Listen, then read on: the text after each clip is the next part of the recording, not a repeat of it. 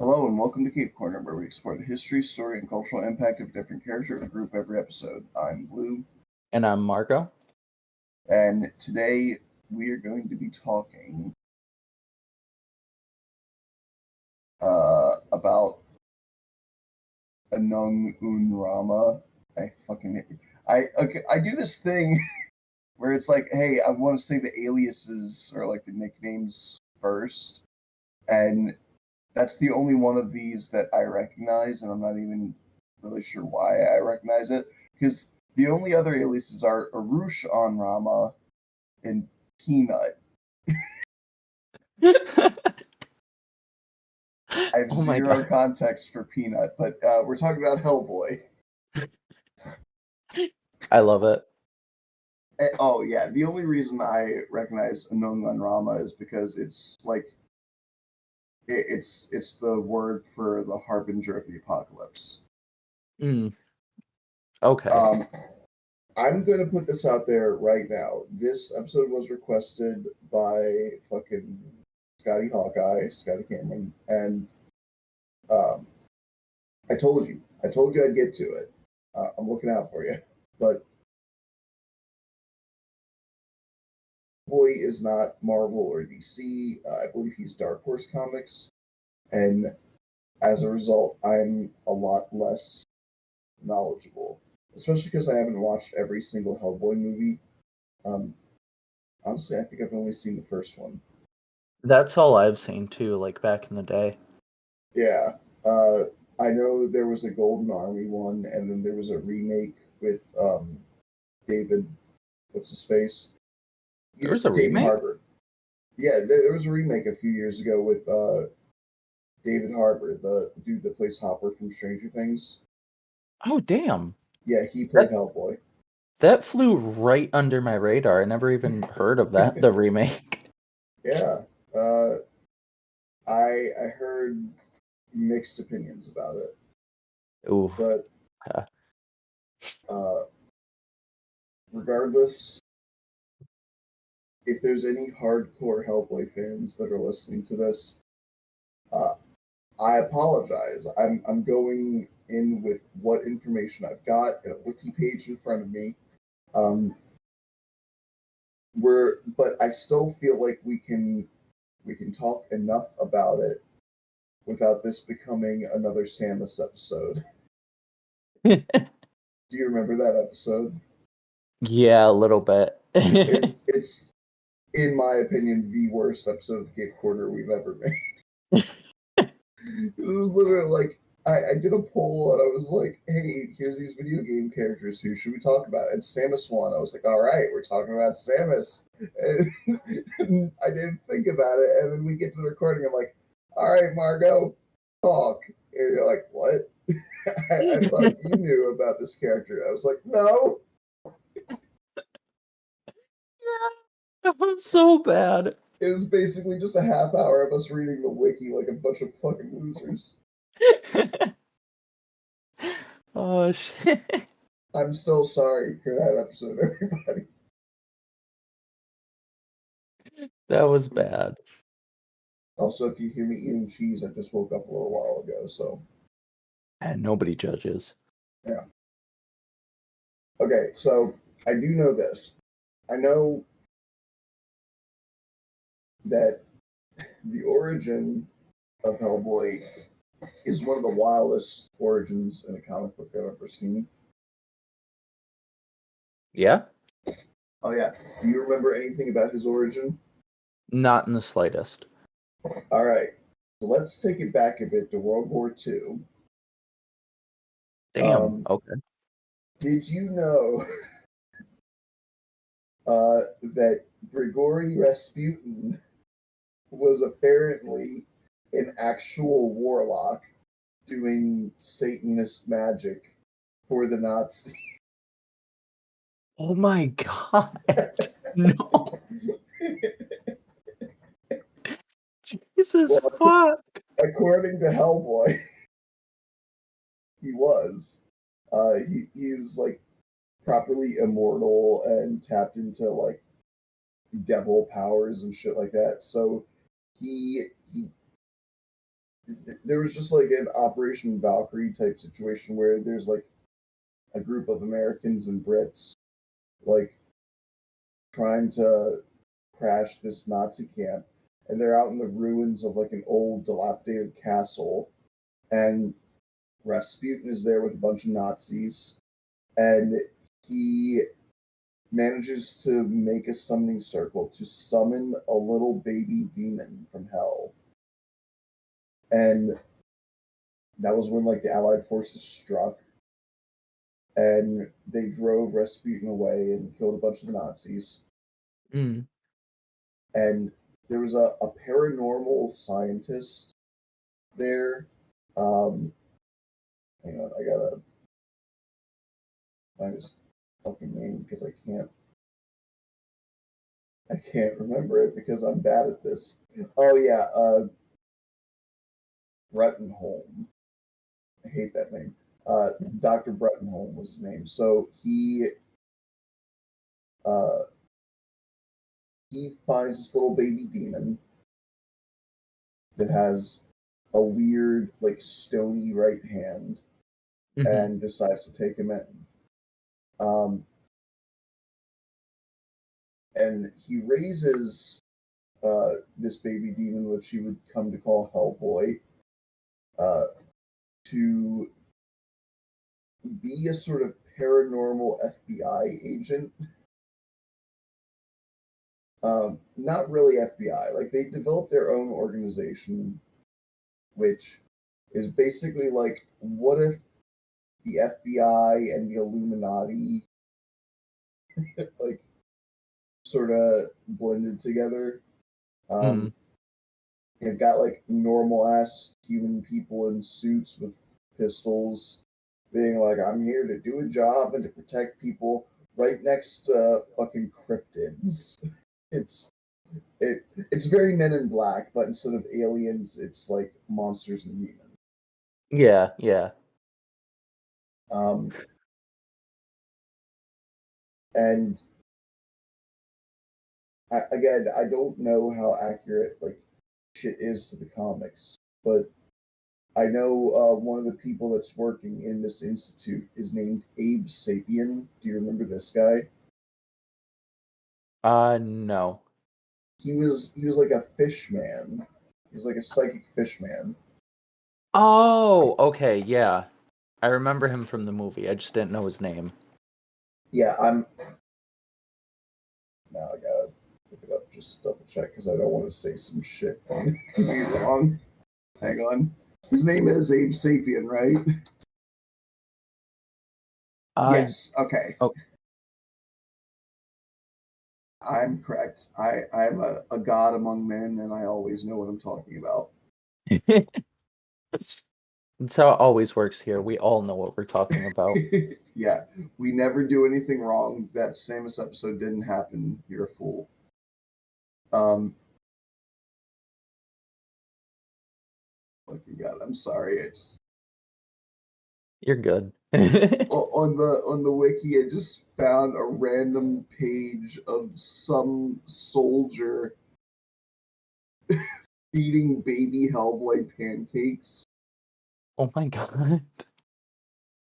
Here, I just sent it to you. Baby Hellboy's adorable though. Yeah, his hands are so fucking big, and his chin makes it look like he's already got like a soul patch or 5 o'clock shadow or something. Yeah, I love it actually. But he's just like, no way, I don't like pancakes. Pancakes. But yeah, adorable. so Hellboy was just raised pretty much like a person. The obvious difference being that he was red and has a tail and has a big stony right hand and has fucking horns. Later on, he would actually start filing his horns down in like a desperate attempt to blend in a little bit better. Damn.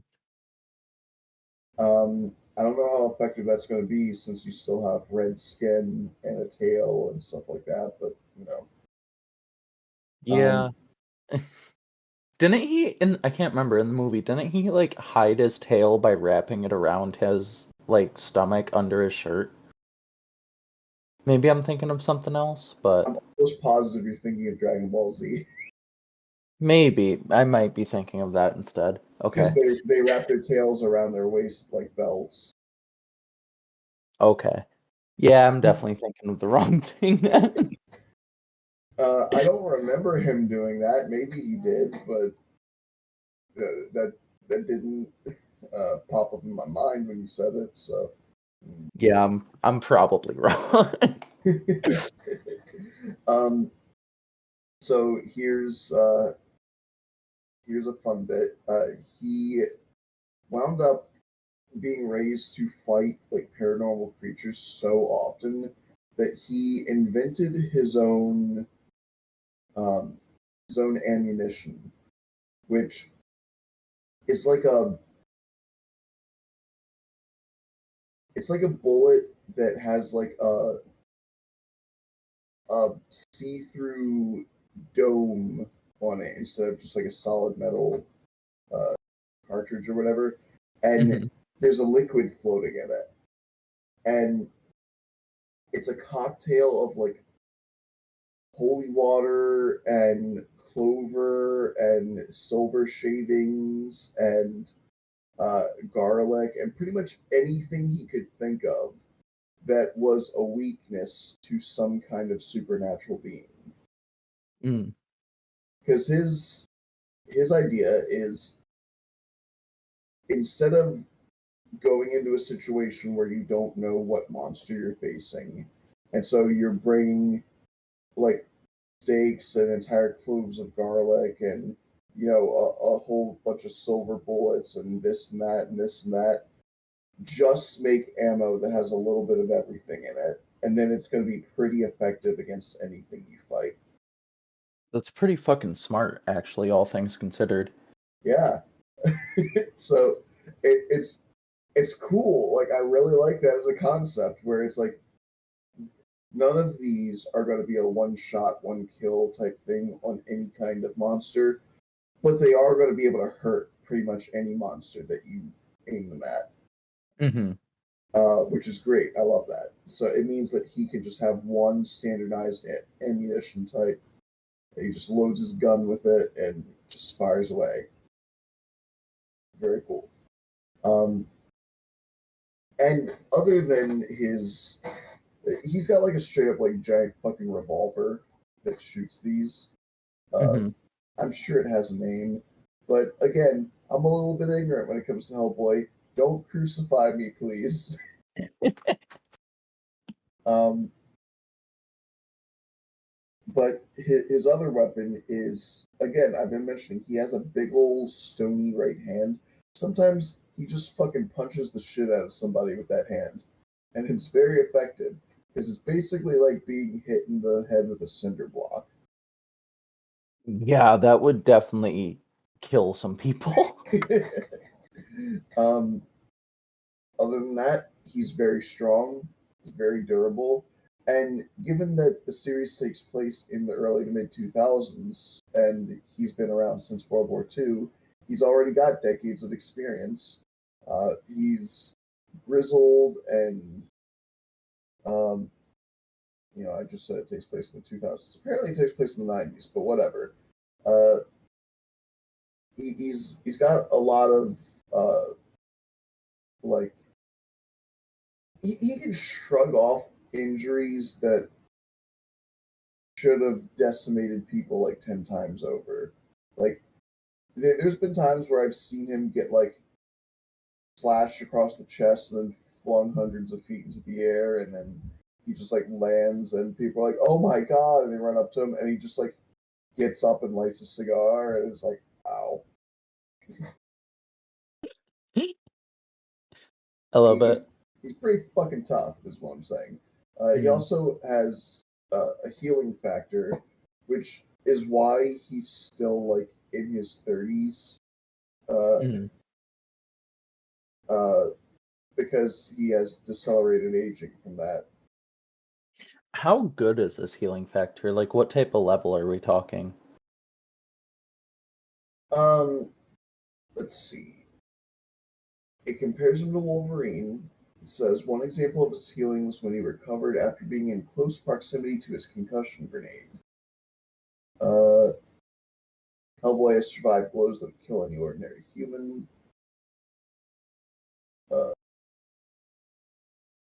He has been described as deathless as Koshchei. I don't know who that is. Yeah, I'm not sure who that is either. Koshchei, often referred to as Koshchei the Deathless or Koshchei the Devil, is a figure from Slavic folklore. Okay, well, he is effectively immortal, according to this. So, Okay. Sick. oh, Hellboy can't die unless he believes he should. Really? Oh, that's interesting, actually. Yeah.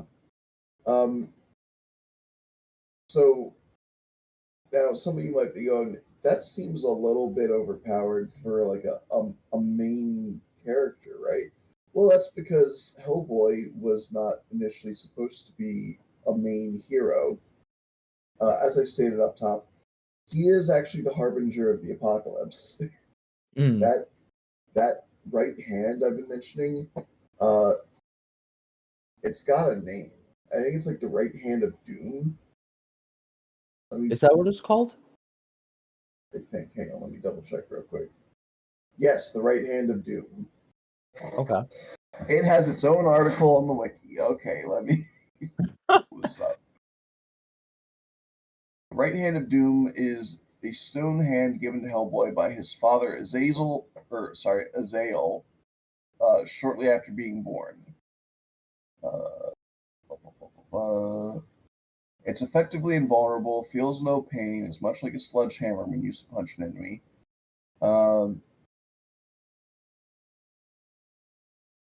Being far larger than an ordinary human hand or even Hellboy's own left hand, the right hand of doom is not very suitable for use with most objects, although it's proven dexterous enough to catch a fly. All right, Mr. Miyagi.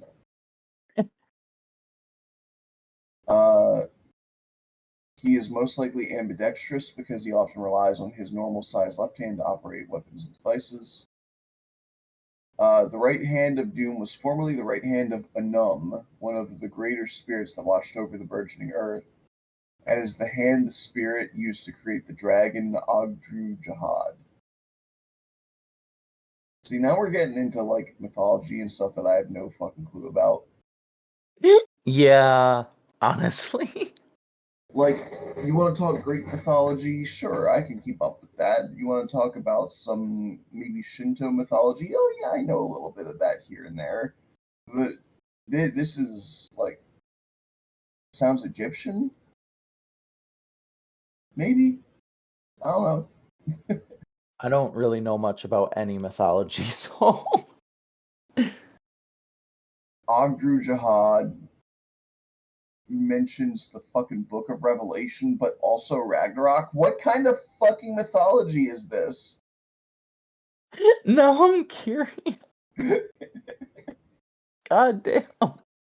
See, this is something that fascinates me with Hellboy because they really went, okay, we're doing a supernatural series. Which religion or afterlife or mythology are we drawing from? And they looked at the creator and then he went, yes.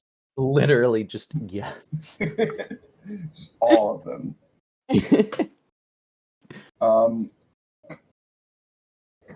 Which is funny because we sort of recently got confirmation that the MCU at the very least operates the same way with Moon Knight, in that there are multiple versions of the afterlife and you go to whichever one you believe in. Really? Did you not see Moon Knight? No, I did. I just don't remember that. I have really Because bad memory. it was in episode 5 or whatever when they were in like the fake mental hospital, but they were really in the land of the dead, and the hippo lady is like, "Oh yeah, you came to this afterlife because you believe in it, but there's other ones, like the ancestral plane. which is the afterlife from Black Panther. Mm. Okay. That's actually really cool. Yeah. I can't believe I forgot about that. I think so far in the MCU, we've seen 3 confirmed afterlives. We saw the Ancestral Plane, we saw that Land of the Dead in Moon Knight, and then we also saw Valhalla very briefly at the end of Thor: Love and Thunder. Right. Yep. Okay. Damn. We need more. Yeah. I was going to make a joke about which one I want to see, but I couldn't think of one. Because like I could say like I want to see Hell, but we kind of did. Like the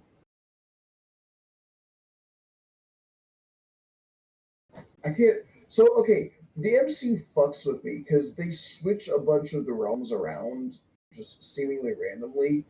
I Mhm. I, I think Surtur, who is basically like Satan in uh, Norse mythology, but with a lot more nuance than the way Christians handle it.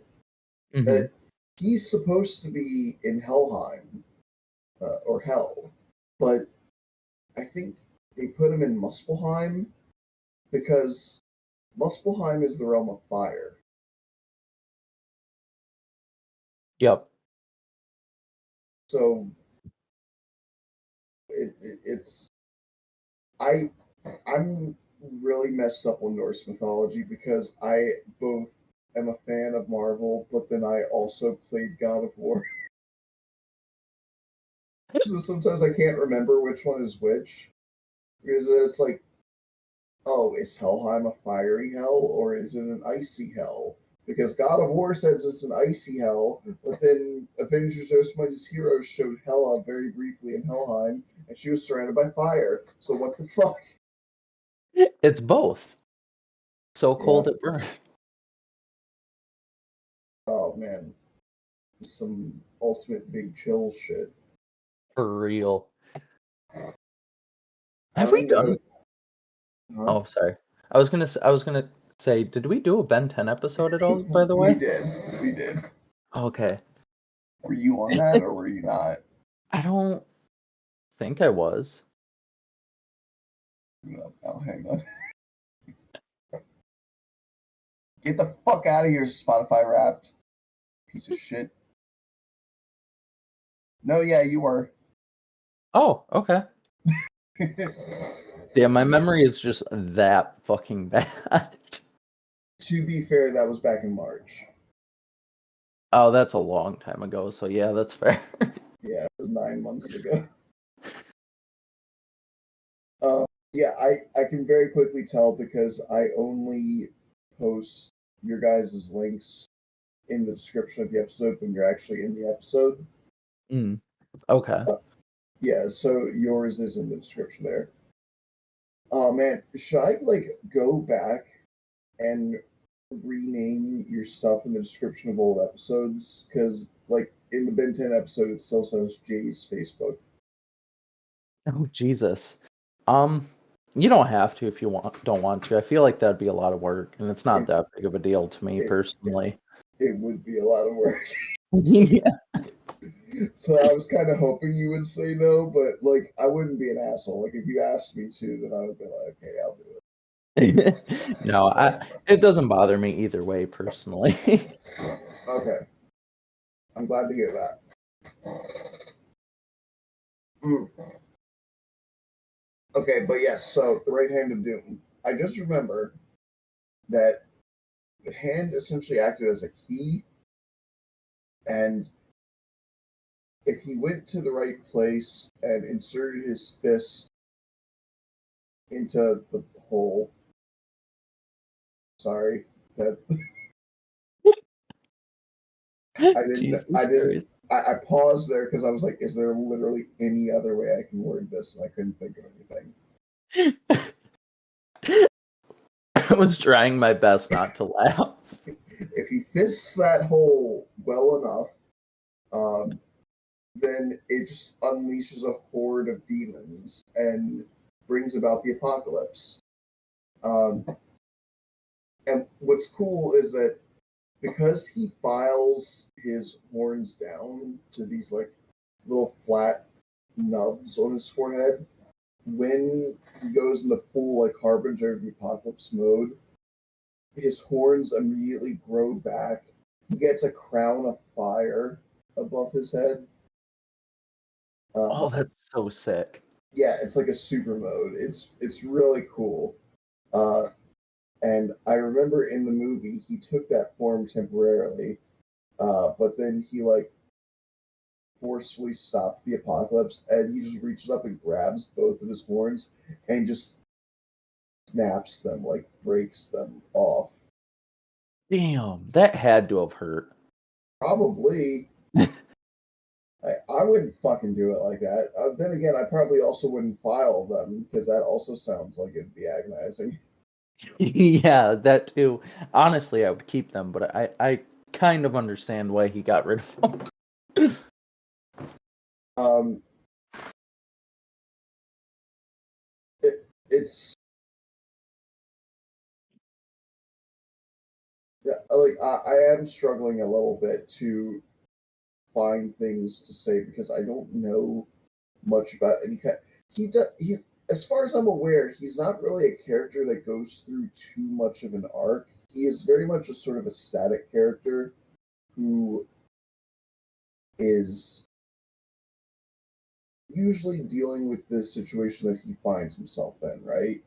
Mhm. Um, and I know like there's going to be people that's like, oh well, then that's bad writing. No, it's not. It's a different kind of character.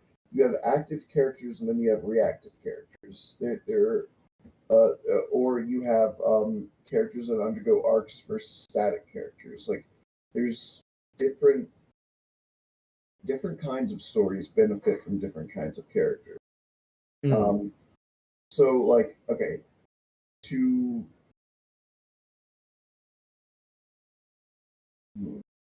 to sort of explain like we were talking, or I don't know, I actually can't remember if we were talking. I was talking about Dragon Ball Z a little bit ago. Um, I'll use that as an example. So Goku is a good example of a static character. Uh, he very briefly underwent, well, see, he has character arcs, but most of them happened in Dragon Ball. Once you get Dragon Ball Z, he's pretty much fully formed as a character. He does have a little, bit of arcs here or there, but they're incredibly subtle and don't inform his character too much. It's things like him accepting his Saiyan ancestry, like he didn't at first in the Saiyan saga, but then by the Namek saga, he did. It's Mhm. stuff like that, right? Um, Yeah. so like that is technically a character arc. How much of it does it change him? Not a lot. It pretty much amounts to him being like, I'm a Saiyan from Earth. Okay, that's it. That's it. That's really it. Um, but he could be considered a static character because he doesn't go through a whole lot of changes. Uh, he is also an active character because he is often pushing the plot along because he has some kind of objective that he wants to achieve, and so he Mhm. is going out of his way to get it. Whereas his son Gohan is often a reactive character, one who is kind of content with his life and just doing his own thing, but then things happen to him, and he acts in response to those things happening. Yep. One is not better than the other. Uh, oh, and then finally, to talk about a character that undergoes an arc, we can use Vegeta. He is very much he's a bunch of different guys depending on what point in the story you're looking at. Mm. because the Saiyan Saga Vegeta is drastically different from Frieza Saga Vegeta, which is drastically different from Cell Saga Vegeta. Like he continues to change and develop as time goes on. That is a progressing character versus a static character. So when I say things like Hellboy, as far as I'm aware, is a pretty static character, that is not a diss. That is not like this is a bad thing and they shouldn't have done it. I'm just saying it's. I think I think the most of an arc I've really seen from him is the progression of his relationship with his adoptive father. Mm. Oh, he does have a question mark. Um, there's this woman, Elizabeth or Liz.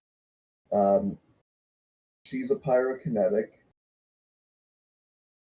She, how do I describe her? The movie came out in 2004, and she is possibly the most 2004 woman to ever exist. I don't think I understand. She's got like so at least in the movie, she has like a black bob, not like a bob, like it. Oh fuck, I don't even know how to properly describe her hair. Um, she looks like she's fucking stepped out of the Matrix with her fashion choices. Okay, here we go. I have a picture of her here. Okay. Maybe you can describe it better than I can. I'm not very good at this sort of shit.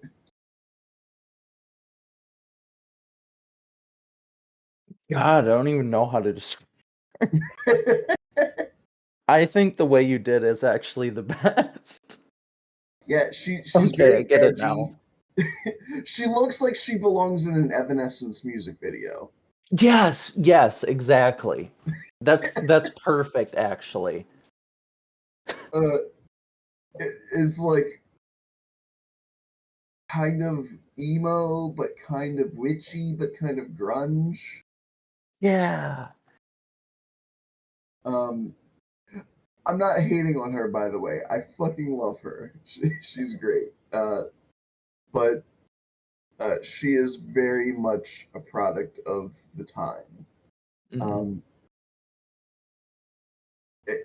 but like in a good way. Like I think that there's different products of the time. There's ones that feel dated and you're like, oh, this didn't hold up well. But then there's ones that are almost like time capsules. Yep. And you look back on them and you're like, oh fuck, I remember that. Man, that was great. What a time to be alive. That's how I feel when I look at her, because she's wearing like the fucking leather jacket and she's got a like a black cross necklace. And she's got an asymmetrical hairstyle, and she's uh, like wrapped in blue fire sometimes, Mm. looking like a fucking MySpace page. It's great. It's fantastic. No notes. But I know that she has like some serious mental health issues. Like she had the ability to create fire, but she couldn't really control it. Um, her power was unstable and everything. Uh, oh, okay, there we go. When she was a child, she accidentally killed her parents with her powers, and has since always been haunted by her failures and mistakes. Damn. Okay. There you go. Okay, and it does elaborate here that in the 2004 film, she's portrayed as having a romantic relationship with Hellboy and is pregnant with his twin children. I don't remember that part. She had children? I guess I don't remember. Well, it says she's pregnant with his twin children. It doesn't say that she has them by the end of the film, but That's fair. However, their relationship in the comics is simply that of good friends. Virgin friend-zoned comic Hellboy versus Giga Chad movie Hellboy. I love it. I remember Bruttenholm, oh wait, what? Pronounced Broom. Hey, fucking excuse. Hang on, I'm gonna type this out for you real quick. Okay. Because I was like, I don't remember him being named Bruttenholm, and now I remember they do should call him Broom, like Professor Broom and shit. Does that look like the word broom to you? Not in the slightest. What the fuck? They literally have to take out so many letters to even make that look slightly like broom. It's an 11-letter word being spoken as though it's a 5-letter word. I hate that. Oh, why is that a thing? I've been saying Bruttenholm this time, and I'm like, I don't remember him being called that, but okay, that's what the fucking wiki says. I guess that's what it is. No, his name's fucking Broom. Why is it spelled this way? I'm sorry. This is the most unrealistic part of Hellboy, not the fact that he's got, like, liquid Monster Slayer bullets, or that his right hand is an apocalypse weapon. No, it's... What the fuck? Why is his name pronounced Broom? It should not be that. Uh,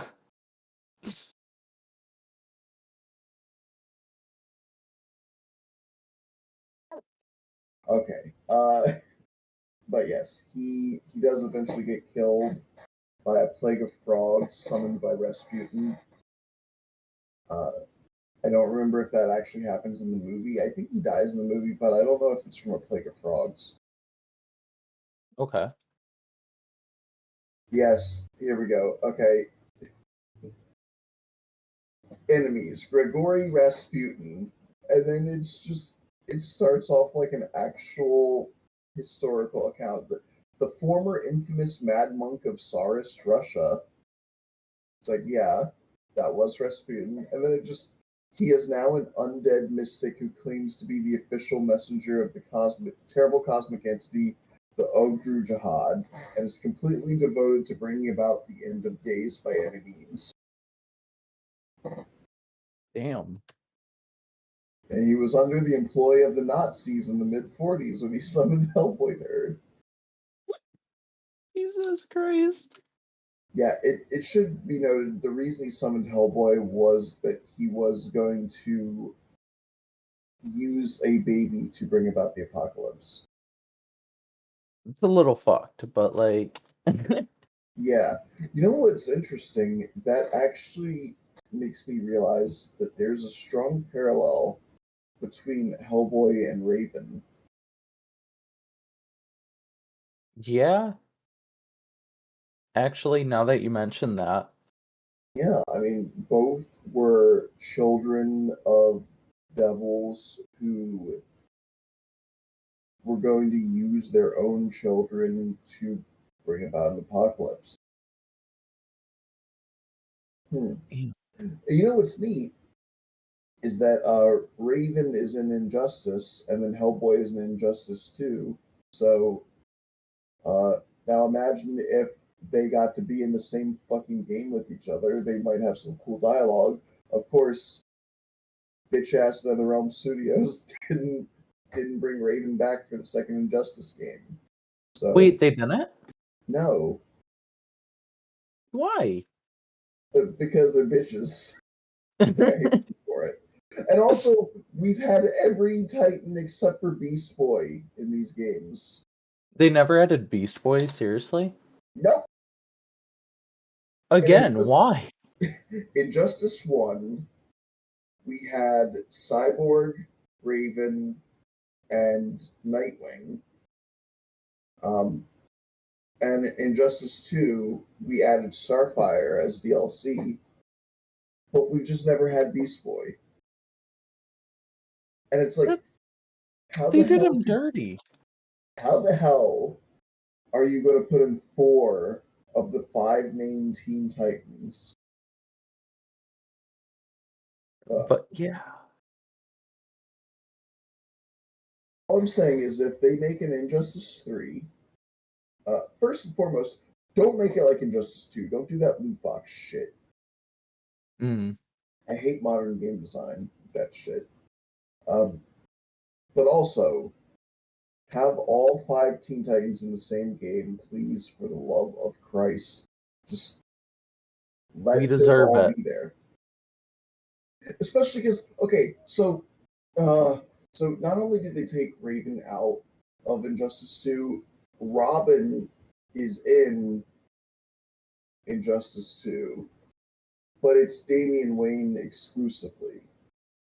Because the whole thing of Injustice 1 was that it was like 2 Earths, right? So there was like different versions of characters. So your main Nightwing was Dick Grayson, but then Nightwing Color 2 from like the evil Superman regime Earth, wearing red and black and having long hair, that's actually Damian Wayne, um, who fucking killed Dick Grayson in that timeline and took his place as Nightwing. Okay. Um, which only adds to how much I hate Damian Wayne. But in Fuck. Injustice 2, he's just always Damian Wayne. There is no Dick Grayson in that game. Really?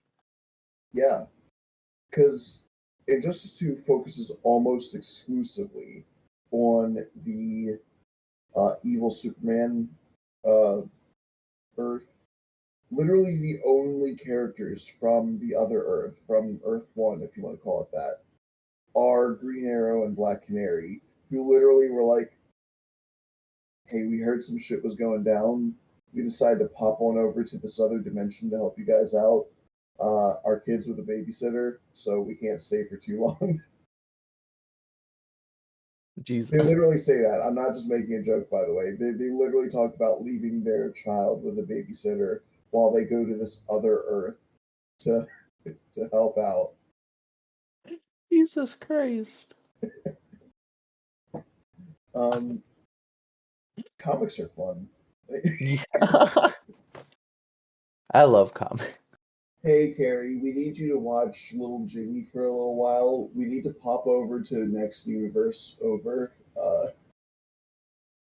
so that we can help the rebuilding of the government from our friend's doppelganger trying to destroy the world. Mm. Pay you $15 an hour. Okay, thanks. Thanks. See you again. Or never again. Yeah. If we die, then good luck with the baby. Um, Oh shit. yeah.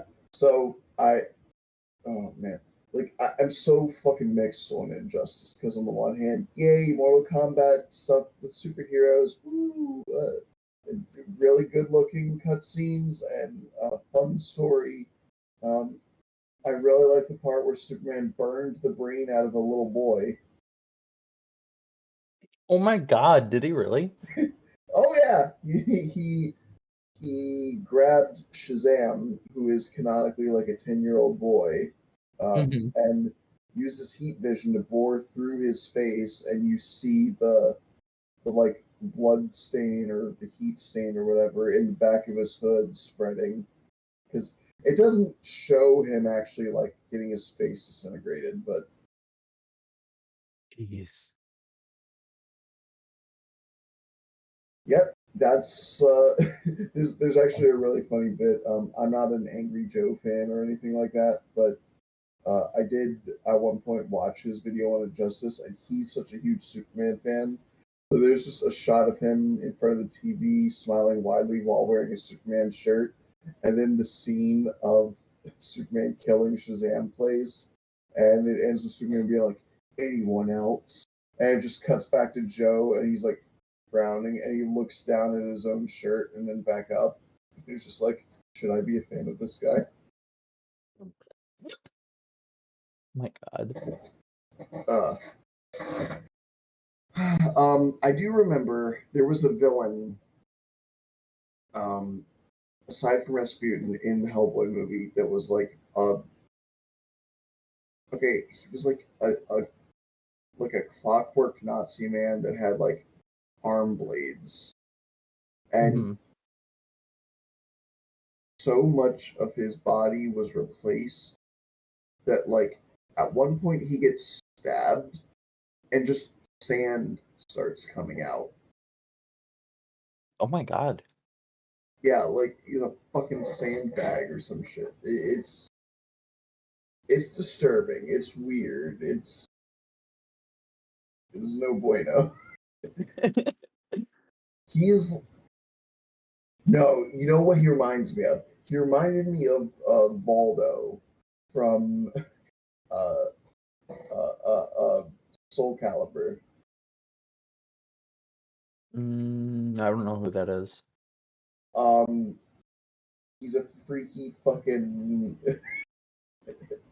He's just a freaky Italian dude. Like I don't know what he doesn't move like a normal human being. Just trust me on this. Voldo's a fucking weirdo, and this guy reminded me of him. Okay. Um, oh, I actually have a picture of the thing I was talking about. So this is from the reboot movie from 2019, but it's that super form I was talking about, where he's got the horns and the crown of fire. Oh, that's sick, actually. I love that. Yeah. I do want to say that uh, Ron Perlman played Hellboy in the original movies. Mm-hmm. He did such a fantastic job. Ron Perlman is insane. Um, like, and it was entirely makeup work and prosthetics in that movie. Like, I'm sure that there was a little bit of CG going on, but it's from 2004. CG back then was not what it is today. It was Mm. very noticeable. Um, the best filmmakers only use CG to lightly enhance whatever physical stuff they could get. And it was done very well. Like, I think Abe had a little bit of CG applied to him, but he was largely prosthesis too, which honestly, Hellboy at least has a human face, but making Abe in live action, that is no mean feat. That's so fucking difficult. Make a giant fucking blue fish man and make it look slightly realistic. Uh, well, I'm sure I sound like I'm largely disinterested and ignorant of this franchise because I haven't seen all the movies and all this stuff, but I genuinely do have a lot of respect for this franchise. I think it is, first of all, it's a pretty big success of a franchise for something that's not dominated by Marvel or DC. Um, Mm-hmm. again, Hellboy is popular enough that he did appear in Injustice 2. And I remember the reaction when that happened was huge. Uh, I'm a big Teenage Mutant Ninja Turtles fan, and I would have expected people to go nuts when the Turtles appeared in that game, but I'm pretty sure people had a bigger reaction for Hellboy. Okay. Hmm. Uh, and I'm a big lover of series that just go in. They don't Mm-hmm. try and take themselves too seriously. They they let themselves be as crazy as possible. Like I love art that is trying to use its medium to push boundaries that we can't push in the real world. I don't respect art that is made to win an award. Like, I like movies that are fucking weird and wacky and a good time. I don't like movies that are like they're trying to be the next Academy Award winner, right? Yeah. Some of these superhero franchises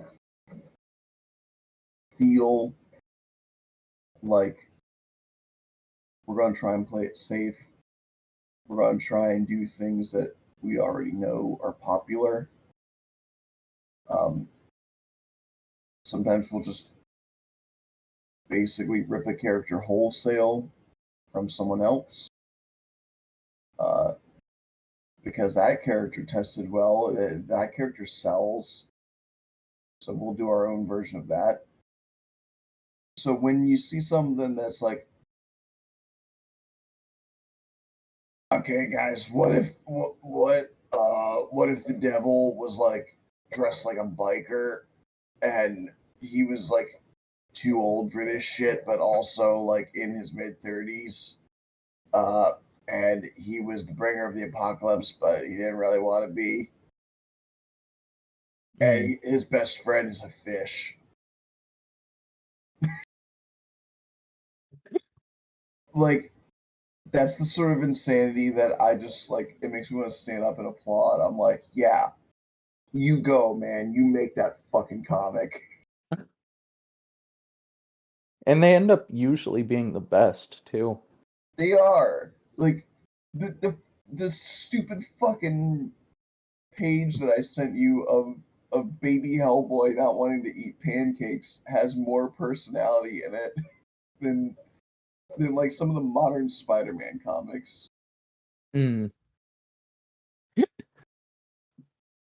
Also, I would like to point out that apparently, according to somewhere else that I saw in the wiki, pancakes are now his favorite food. That's awesome. He went from hating pancakes to loving them.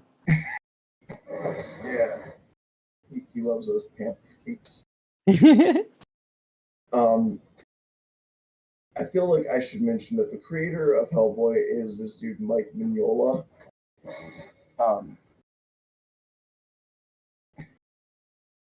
Like in the trivia section, it says here that Hellboy's personality was based primarily off of Mignola's. I feel like I just said it right, and then I backtracked. It's based off his father. Okay. He was a worker who often came home with many injuries, but always shrugged them off with dry humor. Originally, Hellboy was going to be a member of a superhero team, but the artist abandoned the team concept when he failed to come up with a suitable name for the other heroes. Oh my God. So wait, does that mean that they designed other heroes, but they couldn't come up with good names for them? I want to know what they look like, not gonna lie. Yeah. What kind of fucking heroes would be on the same team as Hellboy? Right? I really need to know. Hellboy's name was born out of what began as a private joke to Mignola, who had randomly come up with the word, saying that he found the name hilarious. Jesus Christ.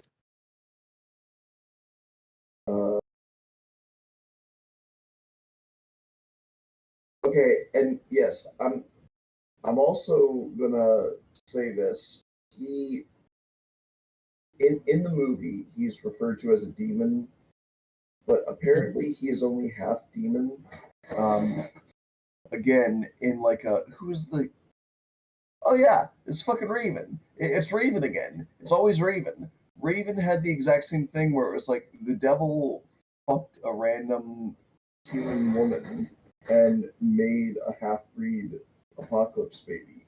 That's apparently exactly what Hellboy is. He is a Cambion, which My is a God. half demon, half human.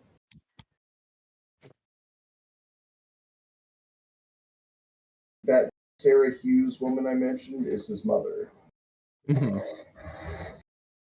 Okay. Oh, okay. And also, apparently, Sarah Hughes is part of the same lineage as Arthur Pendragon and Morgan Le Fay. Really? Yeah. So I guess Hellboy is also descended from King Arthur. Damn, he's getting around.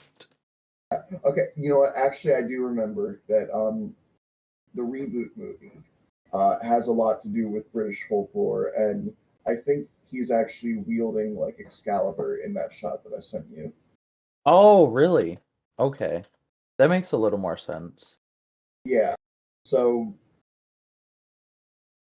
God, that's such a wild fucking lineage. It's like, hey, what if this dude is one half uh, holy knight descended from King Arthur, and the other half the fucking devil? Kind of sick. Honestly, I feel like him and Spawn have a lot in common in that way because Spawn has been both the ruler of hell and also God. Mm, yeah. Those two would either be best friends or they would fucking hate each other, and there is no in between. I kind of need to see that crossover now. Spawn and um, you know what? I am actually going to look up real quick what comic imprint Hellboy and Spawn are part of because if they're both Dark Horse, it could happen. Um, That's true.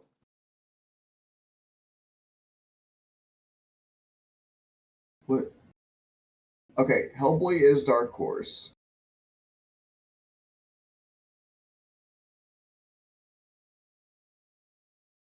I think yeah, Spawn is Image. Oh, that's right. Okay. Damn. Image Comics is also pretty good. Like again, as a filthy communist, um, I'm a big fan of smaller industries that aren't beholden to massive megacorps and monopolies and shit like that. So I do have respect for comics that aren't Marvel or DC, despite the fact that I'm also a hypocrite and I know everything there is to know about Marvel and DC. Um, Look, I'm only human. I have my flaws too, and I really like those superheroes. What can I say? They have good superheroes. But Yeah, so they do want. these other comic book companies that aren't Marvel and DC. Yeah, They both have really good heroes, let's be real. it's also really easy to have a bunch of good heroes when you keep buying up smaller companies. That's true. I mentioned Shazam uh, earlier. He's not originally a DC superhero. He was a fucking I can't even remember what it was called. It was a Charleston Comics. He was from Really? Charleston. Yeah. They made their own analog to Superman, which was Captain Marvel or Shazam. And then later on DC bought Charleston Comics. It's like, okay, now we're gonna make a joke about how Superman actually thought that Captain Marvel was a Kryptonian like him because they're so similar. Mm. Jesus. Uh, which is true. Like when they first met, Superman actually was operating under the assumption that Captain Marvel was another Kryptonian, Yeah. um, which is very funny. I also like that Shazam is one of the only heroes that is like able to 1v1 Superman and probably beat him He really could, honestly. because he's got like similar feats of strength and speed and stuff like that. But then he's also powered by magic. Mm. Which is funny in Kingdom Come, which is one of my favorite comics ever. Um, Shazam or Captain Marvel, fucking again, copyright bullshit, making things much more complicated. Uh, he is he's like the harbinger of the apocalypse because he's treated as a major threat that's gonna fucking ruin Superman. Mm. Um, Yeah. the fact that Superman ever wins and fights with Captain Marvel, I think is bullshit. He shouldn't. Yeah. Alright. Anyway, I think I'm about. Like, do I have anything else to say? This is the rough part because even if I did know a whole lot more about Hellboy's lore, I feel like I still wouldn't have a whole lot to say about him other than he's really fucking cool. Yeah. I mean, he is really fucking cool, but still, yeah. It's hard to talk about him because it's just like, what am I gonna do? Gush over the fact that he's cool? See, this is part of the issue is that I like talking about long running storylines, story arcs, and stuff like that. But he is perfectly designed to be in a monster of the week type scenario Mm-hmm. because he is such a consistent character. A lot of the fun just comes from seeing him dealing with whatever the monster this week is. Like if you're like today, Hellboy, there's a pack of Wendigos up in Canada that you have to deal with, and he's just like, oh great, somebody pack me my jacket or something like that. Yeah, yeah. Because like that's where the humor comes from is that he's always like sarcastic and shitty and he's never thrilled about what he's doing. Uh, but then he gets in there and it's just a really cool fight where like he'll be shooting one of them and then another one just comes up from behind and like backhands him through 30 trees and he's just like, I'm gonna have splinters for a week now, you son of a bitch. And he'll like jump up and punch the thing in the face.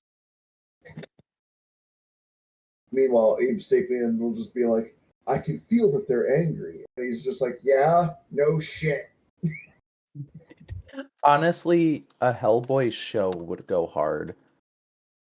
Oh my god. Yeah, that's true. Oh my god. You know what? Because I'm not super interested in a movie because the thing about a movie is that it's like you want 2 hours of a solid story with like a big plot, but it's always the same thing for him. They always adapt the story of him being the harbinger of the apocalypse. It's like, okay, I've seen that. But yeah, just a procedural show where it's like him dealing with bureaucrat. Like imagine like some scenes almost play out like The Office, where it's just like at the workplace and Hellboy's there, and it's just other people having to deal with his bullshit, and like Mm. just some normal, like some old lady secretary, and you know, like he walks by and his tail knocks something off of her desk, and then she just looks into the camera like Jim from The Office. See, that would be amazing. But then like that interspersed with like the monster of the week style, like dealing with whatever monster. Mm. Yes, I think you just you cracked the code. That's the way to It's make how it's Hellboy. supposed to be. How it was always meant to be. Oh man, yeah, I want that.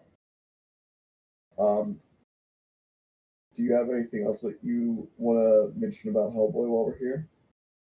uh, I don't think so, no. I just got hit with a flash of inspiration. I don't know if this is a thing that's already been done. I haven't seen anything about it. Let Hellboy team up with some Wukong. With who? Wukong, Mm. the Monkey King. Yeah, yeah. Because hear me out. Hear my vision for a moment.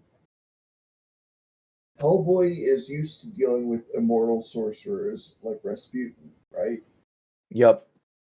So you know who would be a really fun antagonist for him to deal with? The Jade Who's that? Emperor. Actually, yeah, I could see that. Have him through whatever circumstances they feel is appropriate. I don't care if it's time travel or just the Jade Emperor's just around, like he was asleep for 1,000 million years or whatever. But like have the Jade Emperor and his like Jade Army like just be an issue, and have Sun Wukong show up and be like, "Ha! I've been fighting this guy for years. I'll beat him." And then Hellboy's like, "If you've been fighting him for years, then you're not very fucking good at it because he's still going." And then them just like fighting with each other as they both race to beat up the same bad guy. I need that. Oh, I would love that. That would be so fucking amazing. Dark Horse Comics, hire me. Well, it's a little bit of a shorter episode this week. I do feel pretty good that we at least were able to say more about him than we could with Samus. Again, that is my bar from now on. I'm just like, as long as I'm not fucking up this badly, then we're doing good. Yeah, it's all right. Not every episode can be a banger, but at least we can avoid having one that bad again. I think we did pretty good, all things considered. I think so too. Again, I wouldn't consider this a top 10 episode or anything. Again, compared to the other one, though, definitely a lot better. Oh yeah. Because here's the thing. I also like doing this series because I like learning more about these kinds of characters. I know a lot of superhero stuff. I don't know everything. I will never know everything. There's probably been a superhero that was created while we were having this discussion. Like They're just everywhere. They're constantly being made. There's constantly new superheroes if you know to look for them. And I very rarely get too deep into new superheroes. The last new superhero I got really into was Radiant Black. Who's that? Oh, he's fucking dope. It's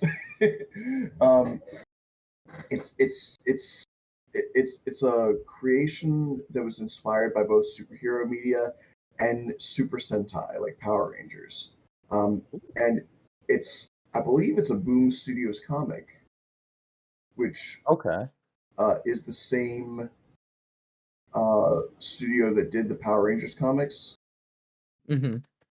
Or maybe it's not. I don't know. Don't fucking quote me on that. But the dude who makes it, Kyle Higgins, it's a really cool story about like a kind of a loser who's just has to move back in with his parents because the economy do be like that, and he's hanging out with his old friend from like high school and stuff, and they just are walking through like the train tracks area, and they just happen to see like a floating like miniature black hole essentially. And the guy just touches it and gets a black and white suit that forms around him, and he gets like gravity powers.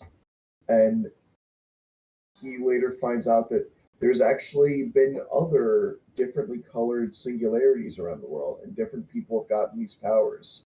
So he goes by the name Radiant Black, and so the others all start to call themselves based on that name. So there's Radiant Red, Radiant Yellow, Radiant Pink.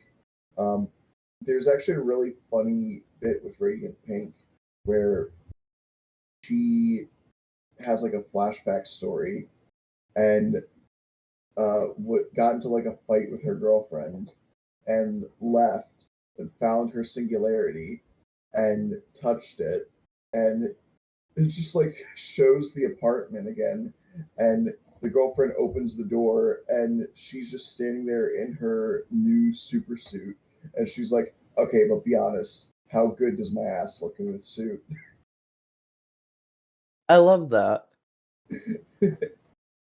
And they all do different things. Like Radiant Red, as they take damage and absorb energy, they make this like glowing like Green Lantern style exosuit armor around themselves. Radiant Black gets like a super form with a glowing white cape.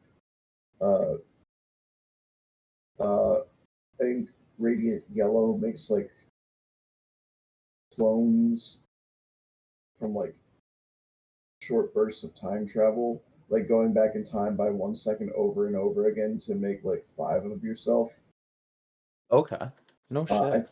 I think Pink makes like energy weapons or something. It's very cool. I love them. Um, I strongly recommend if you're interested in seeing what a new superhero story could be like, Radiant Black's really good. I'll have to look into that actually. Yeah. I'm gonna just show you what Radiant Black looks like real quick because he also looks cool as fuck. Okay. Hang on. Yeah, here we go. Here's the image that got me into it. Once I find your message, there we go. Oh, that does look really has like almost like a Spider-Man type of vibe. There's a lot of inspiration there. Yes, I like that. The art looks really amazing too. it does. Oh God, you haven't seen anything yet. It's so like there's sections where he. Oh, and there was a crossover with Invincible, by the way. Radiant Black did meet Invincible. Really? Yes, Crossover in the show or the comics? the comics. Okay. I actually been meaning to pick up the comics at some point. Um, yeah, there's sections in the story where like Radiant Black meets this like giant robot, which seems to be the source of the powers. And it's like a mental scape type thing, and the entire art style changes whenever that happens. That's sick. This is Radiant Pink, by the way. Oh, I like them too. Yeah, she's pretty great. And all of the villains in the series seem to be getting their powers from the same source or technology or whatever as these guys. Okay. So all in the same type of boat, yeah. I don't. Somebody did artwork with Radiant Black and Spawn. I don't know if they met. That sounds interesting. Yeah, I should say I'm not caught up. I have to get back into it, but um, That is everything I've some seen. sick. Oh yeah, it's great. Sorry to turn the Hellboy episode into a Radiant Black thing. We should do a Radiant Black episode. We should, but I want to give you time to actually like read it because there is kind of like a twist in the story that I don't want to spoil for you. Mm, Um, okay. that would inevitably have to come up if we did an episode about it. So That's I'll fair. look forward to 20 episodes from now when we talk about Radiant Black. I'll Um, be super excited for it. all right, I'm gonna hold you to that.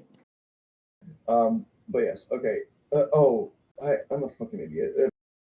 Pink doesn't make weapons; she makes portals, and it's right there staring me in the face. And I was just like, energy weapons. Okay. Okay, but yes. Anyway, everybody, I want to say thank you for listening.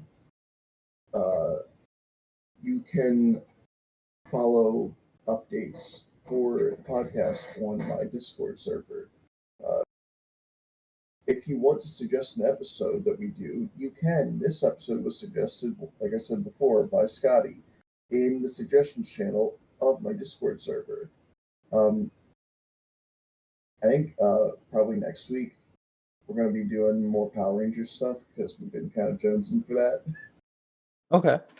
But and at some point, I think I'm supposed to be on uh, True Believers, but I don't know. I'm still waiting on Chris to get back to me because she was like, "I want to do another trivia thing." That'd be sick, actually. Yeah, Do I love. y'all? Oh, do No, you know please. what the topic's gonna be? I Or you? do not know. Okay. Um, I have been kind of like, I want to do another trivia thing though. I started putting together one about theme songs. Hmm. I don't know if I'm actually going to follow through with that, but I don't know. I'll get something together. We'll have some fun at some point. Yeah. I mean, we always have fun. Sure. Not. Yeah, we do. Always have fun. Oh yeah. You can support me on my Spotify for Podcasters page, which is the same as Patreon. If you ever want social media updates, you might get them infrequently from my Tumblr, which is Beyond Blue 2, and my Bluesky, which is Beyond Blue. Plug your stuff. I gotta make sure that I say it right because I actually forgot what it was. Give me a second. You can follow me at Margo2Mayhem on Twitter. I'm not gonna link my Bluesky because I actually don't really use that anymore. There's just Yeah, I like, don't really use it too much either, to be honest. yeah, I started using it, but like, there's not really a lot of people on there. No, that's the main drawback of it, is that its greatest strength is also its greatest weakness, is that they're being more exclusive to keep all the fucking neo-Nazis and shit off of there. Yeah, yeah. So yeah, all I'm gonna link is just my Twitter. Right. Sounds good. Don't you mean X? Listen, I'll dead name it all I want. You should. It doesn't deserve that respect. I agree. Oh, yes. Okay, I was like, I'm forgetting something. It's the Hall of Pods. This is part of the Hall of Pods podcast network. True Believers, a comic book podcast, and SJW Comic Book Club, and Fandom Optimists, and Movies to Watch Before You Die. And what's this? Another podcast I'm on? You bet your sweet ass. It's fucking Replica Program. We have 2 full episodes now. Damn. Look at you go. Yeah. Uh, have you watched them? I have not, but I've heard of them. Fake friend. Huh? You're a fake friend, and I hate you. No, it's fine. The last one we did, we interviewed the voice actor of Zexion from Kingdom Hearts 2, but he also was Tuxedo Mask from Sailor Moon. Really? Yes. Damn, okay. That'd be Vincent Croft, he is a cool dude. mm, He looks a lot like Paul Rudd. really? Yeah, like Amazing. when we started talking to him, I just kept staring at him. I'm like, am I speaking to Paul Rudd? I uh, love that actually. he's a cool dude. It was funny because we only had an hour to talk with him, and Hmm. he started going into this like super deep philosophical stuff about why he loves art and how like psychology ties into experiencing another person's viewpoint vicariously through art mediums. And I was like, oh man, you have no clue how much I wish I could just talk about this with you for hours. Damn. All right. But that's gonna about do it. So I'm gonna say once again, thank you all for listening to this incredibly disorganized and disjointed episode. Um, if all goes well, next week we'll be talking about Power Rangers Dino Thunder, which is something I don't need to pull up a wiki for because I've watched that show like twice. I Uh, have seen like one episode of that. you fucking fool! Watch the entire series. I haven't watched any of them in like so long. I don't care. Get back into it. Are they even on any streaming services? I can look it up real quick. Hang on. Well, okay, they've been adding all the episodes for free on YouTube for a while. Oh, really? Oh, okay. That's actually based. Yeah. They've just been slowly adding more and more. Like, hang on, Power Rangers, Dino Thunder. Yeah, Power Rangers official. Full playlist, all 37 episodes of Dino Thunder. Okay, I guess I'm gonna watch that then. Yeah, Dino Thunder is damn near a perfect season of the show. The only thing that annoys me sometimes is the musical singers, Mm. which is like that something dramatic will happen and you'll hear this like really loud, not well audio balance, like da da da da, and it's just like, oh, okay, that wasn't necessary right there. All right, anyway, that's it. I'm not going to keep talking about fucking Radiant Black or Power Rangers on this Hellboy episode. I'm going to say thank you all for listening. Stay strong, stay true to yourselves, and remember, we can all be heroes. And don't do drugs. Unless it's really good. Unless if it's really good and your dealer is giving you a good deal. Oh, I never once mentioned that it's Christmas Eve, by the way. Merry Christmas, everybody. Oh yeah, I forget. It is Christmas Eve. Happy holiday. Get your drug dealer something nice this Christmas. Oh my god. Buy him an eighth this year. Here, buddy, have a little for yourself. On the house. Just to know that I care. Okay. I'm going to stop the recording now. Yeah, probably for the best.